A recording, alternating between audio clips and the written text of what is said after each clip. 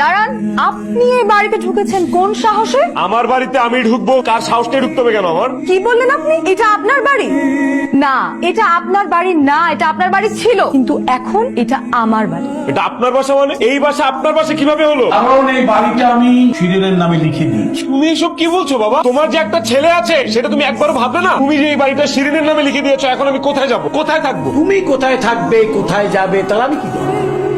আমার পছন্দ অপছন্দের গুরুত্ব যেহেতু তোমার কাছে নেই, আমারও নেই। আমি একটা মেয়েকে পছন্দ করে এই বাড়ির বউ করে নিয়ে এসেছি। তুমি কি করলে? তাকে অত্যাচার করলে, অবহেলা করলে, অপমান করলে। এখন তুমি কি করবে না করবে সেটা তোমার ব্যাপার, এ ব্যাপার নিয়ে আমার ভাববার কিছু নেই।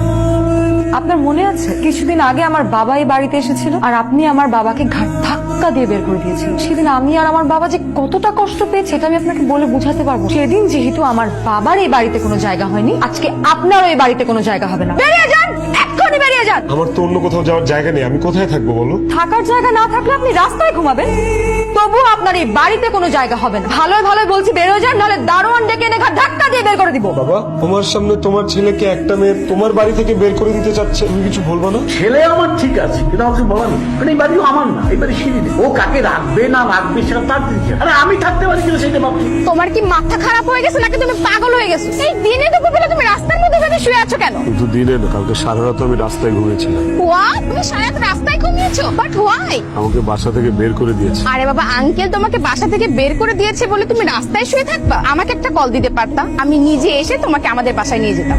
সত্যি বলছো? আমাকে তুমি তোমার সাথে তোমার বাসায় নিবা? অবশ্যই সত্যি বলছি, আমি তোমাকে ভালোবাসি না বেব। সত্যি তুমি আমাকে ভালোবাসো তো সোনিয়া? সত্যি সত্যি সত্যি। থ্যাংক ইউ সোনিয়া, আমি আমার সবকিছু ছেড়ে ছুড়ে তোমার কাছে চলে এসেছি। এখনো তোমার আর আমার মধ্যে কোনো বাধা নেই। চল আমাকে তোমার বাসায় নিয়ে চলো, এরপর আমি তোমাকে বিয়ে করবো। আচ্ছা ঠিক আছে, সব হবে। তার আগে বলো, আঙ্কেল কেন তোমাকে রাগ করে বাসা থেকে বের করে দিয়েছে? ড্যাড আমাকে বাসা থেকে বের করে দেয়, আমাকে বাসা থেকে বের করে দিয়েছে আমার স্ত্রী। হোয়াট? তোমার স্ত্রী তোমাকে বাসা থেকে বের করে দিয়েছে? কিন্তু কেন?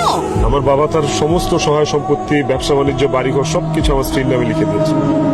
তো তোমাকে ভালোবাসি, সেই জন্য আমি শিরিনের সাথে কখনো ভালো ব্যবহার করিনি, সবসময় খারাপ ব্যবহার করি। শিরিন আমাকে বাসা থেকে বের করে দিয়েছে। ও মাই গড আসিফ, তুমি সব কি বলছো? তার মানে তোমার বাবা সব সয় সম্পত্তি তোমার স্ত্রীর নামে লিখে দিয়েছে? হ্যাঁ সোনিয়া, তোমার এখন কিছুই নাই? কিচ্ছু নেই, সেই জন্যই তো আমি রাস্তায় শুয়েছি। আমি একদম পথের ফকির হয়ে গেলাম। সোনিয়া, তুমি আমাকে তোমার সাথে নিয়ে চলো না, আর আমি তোমাকে বিয়ে করবো, আমাকে নিয়ে যাও।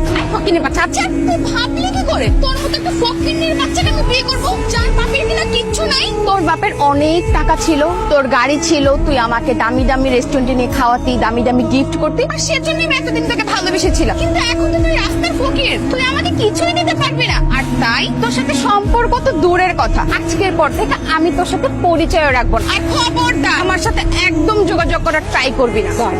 সোনিয়া,